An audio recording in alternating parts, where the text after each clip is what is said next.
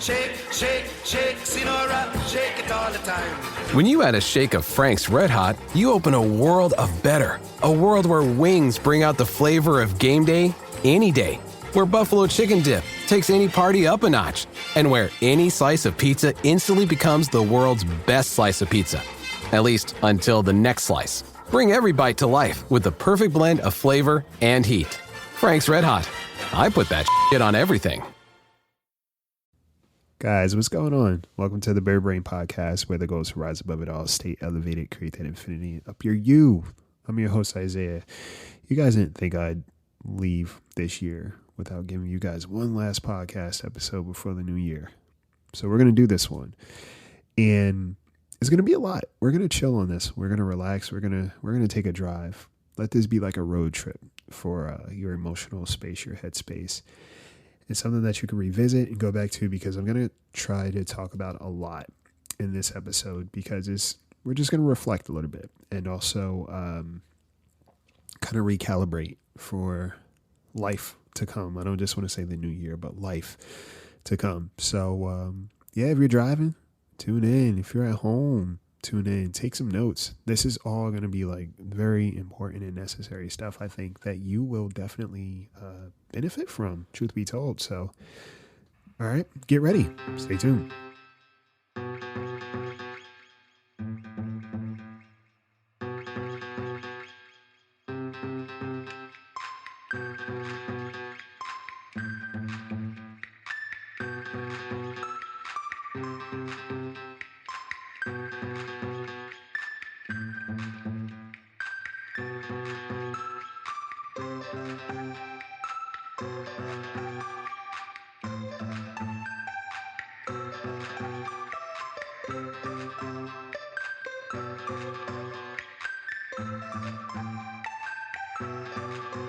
Y'all, what's good? Last week of the year, last few days of the year. And how are you feeling? This time of year gets weird. Let's just call a spade a spade. It gets weird for everybody involved. And the goal is to acknowledge the weirdness versus try to escape it, drink it down, sleep it away, sex it away. You know, the goal, I think, moving forward is that we are not looking for ways to escape ourselves. Like I said, we are looking for ways to get home safe. And, you know, just little things, just little things. One of the things that came up that I wrote down, that I think is so important for me. And this is random, but it makes sense. You know, pay attention to the little things that you do and make sure you do the little things. And so for me, like, I have a system before I start working. And sometimes I will not do certain things in order to just jump right into work. And then the day gets passed, right? So today, I was like, went to the gym. Usually I jump right into work, but I was like, go to the gym, come home, eat a little something, just sit for a little bit, shower, right? And that be it. I was like, you know, shower, take your time, do what you need to do first. Like, give yourself things that you want to do, that you need to do, versus restricting yourself from certain things in order to just jump into things that you have to do. Take time for the things that you have to do for yourself. Right? That's big. And just pay attention to what it feels like and why it matters, right? You know, when it comes to showering, is like, that's important. It's hygiene first off, but showering is also an opportunity to just kind of like relax and think. You can't go anywhere.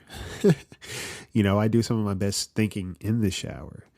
And that's where probably most of my TikToks have come from. A lot of what I talk about is, and how I end up being able to articulate it. I'm in motion. I'm usually doing something, right? Showering, I'm cleaning, sometimes I'm cooking, but my mind is going. and it just gives my body a task so that my mind has the opportunity to do its thing, right? Gives my body something to do, gives my mind opportunity to be heard, right? And it's cool, but doing those little things for yourself is important. So the other day, and I think earlier this year, I asked this question on here too, am I a person that I would want to be friends with? Am I a person I'd want to be in a relationship with, romantic partnership? I'll say, because whenever I say relationship, everybody always defaults to romantic partnership. And when I say relationship, I usually mean relationship, connection.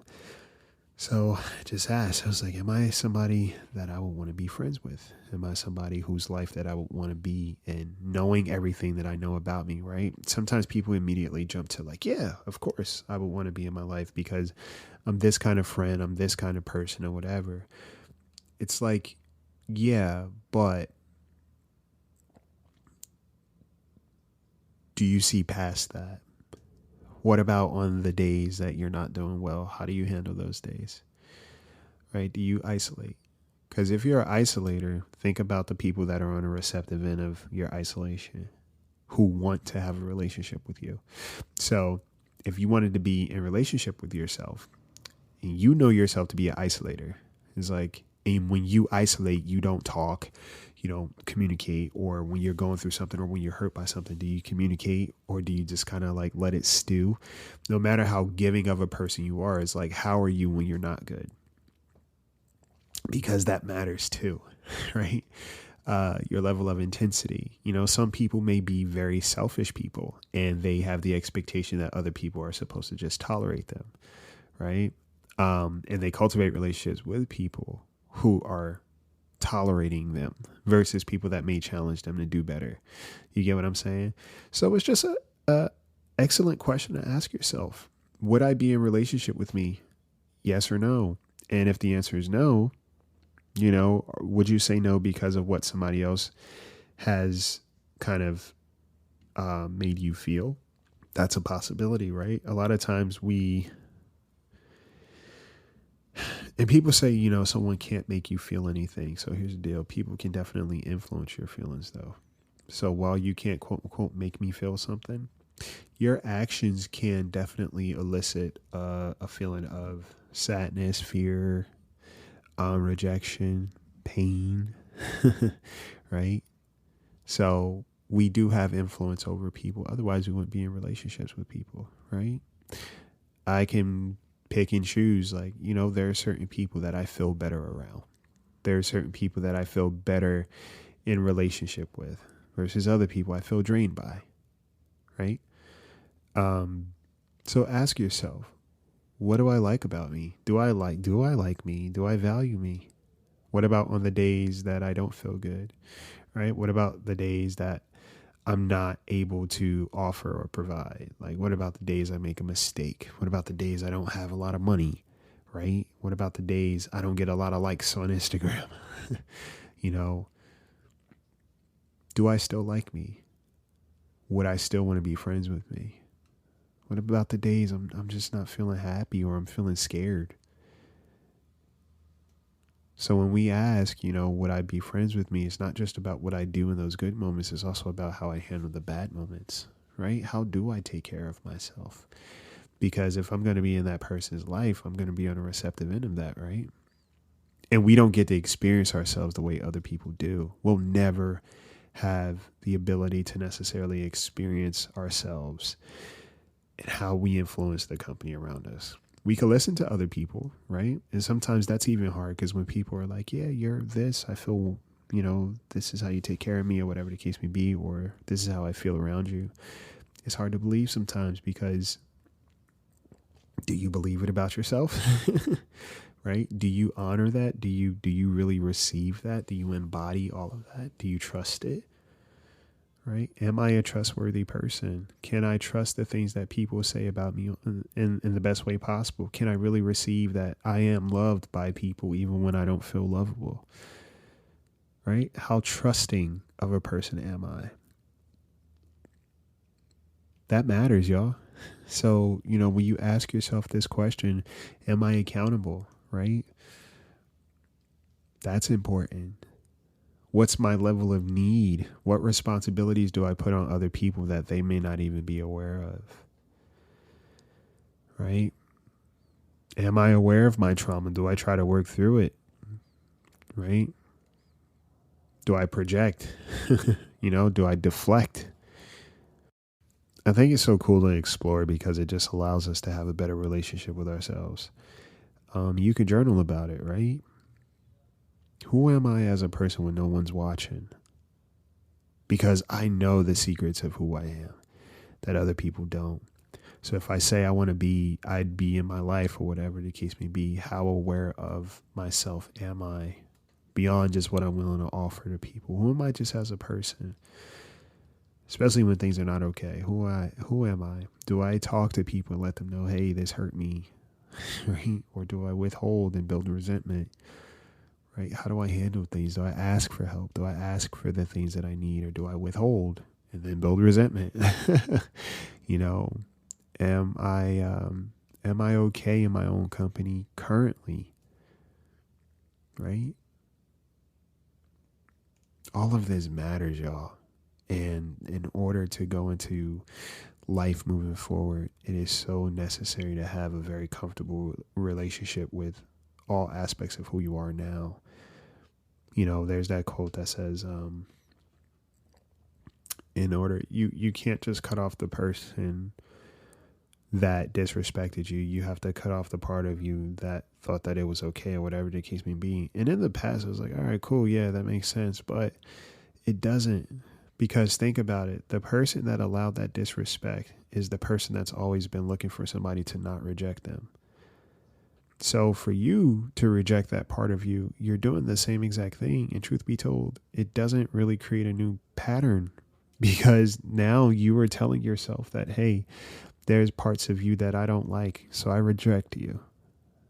And that further validates and reinforces the rejection. You know what I'm saying? So maybe you do it different. You acknowledge that part of you and you say, hey, I know you've just been wanting to find companionship, love, a sense of belonging and safety. I'm here. And there are other people that are here too. But that person doesn't deserve to be here anymore. Right? We got to stop getting, I think these ideas in our head of self-rejection, because at the same time, I find that a lot of times those same people are the same ones saying that you don't need anybody. You just got to love yourself. And the whole needing people thing, I think, is an important conversation too, because we don't need any one specific person. And I think this is so necessary to understand. We don't need any one specific person, but we do need community. We need good people. We need to be good people to other people, right? We need that, but we don't need any one particular person. And I think that's so important to conceptualize and accept, because if you think that you need somebody, then that means you will constantly do things to keep them around, even when they're not treating you properly. They're not treating you the way that you need to be treated, right? Never put your need of someone over your need to be your own person. You don't need anybody, right? But you do need good people. You need community. We're humans. We need that. We need to feel significant, right? We need to have very significant relationships. All of that matters, but you don't need one particular person, right?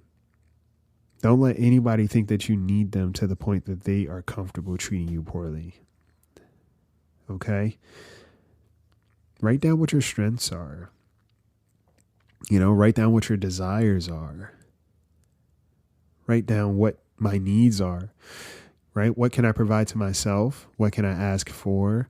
What may be kind of an encroachment on others, right? Because if you're in a relationship with people, there are certain needs that the other person will, to some degree, need to provide if you're going to sustain a relationship with them. But there are other things we may be placing on people that is not their responsibility, right? Ask yourself, who in my life have I put on a pedestal that they didn't ask to be on? And if I would remove them, how would that benefit me moving forward? And the other person, right? Because they're not being subjected to this level of responsibility they didn't ask for, nor do they probably want. So therefore, you get to remove them, right? Lower your expectations, right?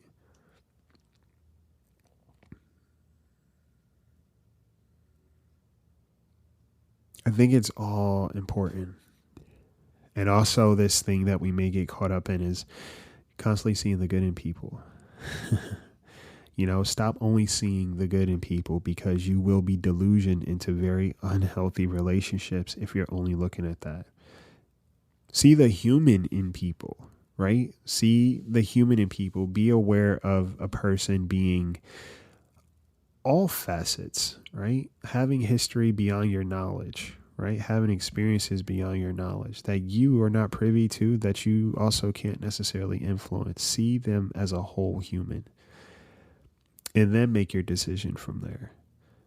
But if we always see the good in people, then we will look past the things that we should be seeing that may not be good for us in the relationship. Okay? When it comes to a savior complex, stop trying to save people. Listen, we can help people, we could be of service, but trying to save people means that you are willing to risk yourself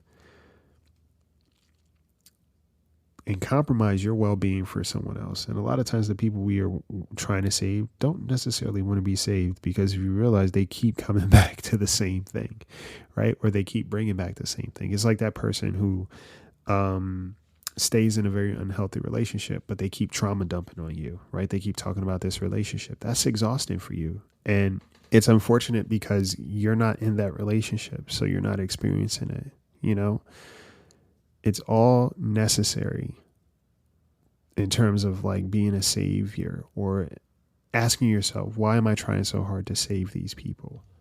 What do I get from it? Right? What's my goal? Do I need to feel like I matter?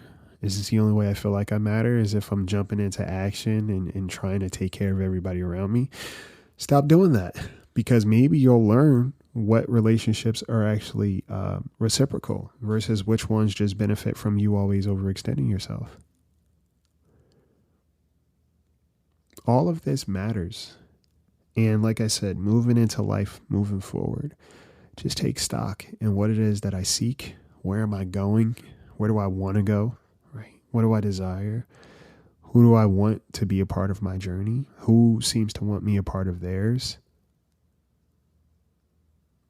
Pay attention to that. What do I want life to look like? How has it looked so far? What have been certain things that have influenced how life looks for me? All of this matters. And you owe it to yourself to just take time to explore that. One of the things I realized, and I didn't always know this, is there are people who are afraid of sitting with their thoughts and being by themselves. I didn't realize this.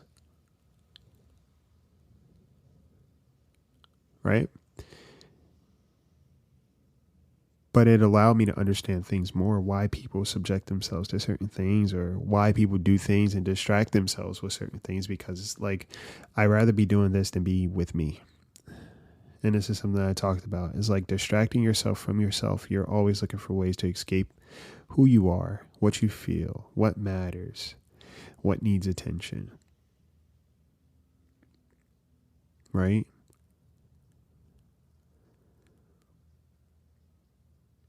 It's so important that we take inventory for ourselves. Okay? And take your time. You don't have to figure it out overnight. That's not the goal. I just want you to have some things that are worth considering and just being very cognizant of, and seeing, hey, what works for me? What do I want to work for me moving forward? What does this all look like? Okay?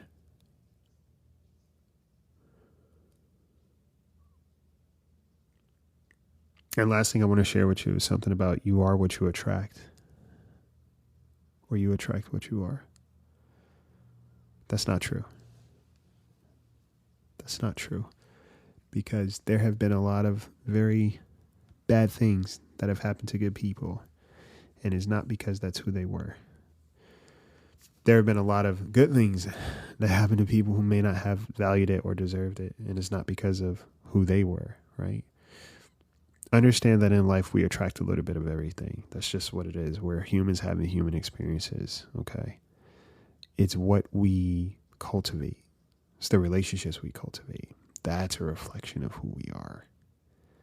Does that make sense? Or on some level, it's a reflection of what we feel, what needs our attention. But everything you attract is not a reflection of you. What you entertain, what you build a relationship with is indication of something when it comes to you and what you think you deserve. Okay? So take that with you, right? And just get more comfortable knowing yourself. Because it matters. You matter. You're like, be somebody that you want to get to know before you put that responsibility on somebody else. Because I think too often there's this desire to go out into the world and, you know, have somebody who's just going to complete you and accept you for who you are. It's like, but you haven't done that yet. You're giving this responsibility to somebody who's not qualified for the job because you won't even hire yourself for it. All right. As we go into this new year and then it's just a new season of life, I'm just wishing you guys the best. And I just hope you make an active choice to like really take care of yourself because you deserve it. You deserve it. And you're the only one that's fit for that job. Okay. I wish you guys an amazing new year. Write a letter to your future self. That's something that I do all the time. Write a letter to your future self, right? It could be a year from now, whatever the case may be, and tuck it away. Or there is this site I use called futureme.org, and I like to write emails to myself. I get it a year later to my future self, and I get to see all of what Isaiah has become since we last spoke, right? And it's beautiful. It's great. It's fun. And it's interesting to see what has transpired, right? Wish you guys well. If you want to sign up for coaching to start into the new year, hit me up. The link is in the bio, and let's get cracking. Let's build some things. Let's build ourselves, and let's just be better individuals for us, because that will reflect in the world. Take care of yourselves. Take care of each other. Take flight. Happy New Year.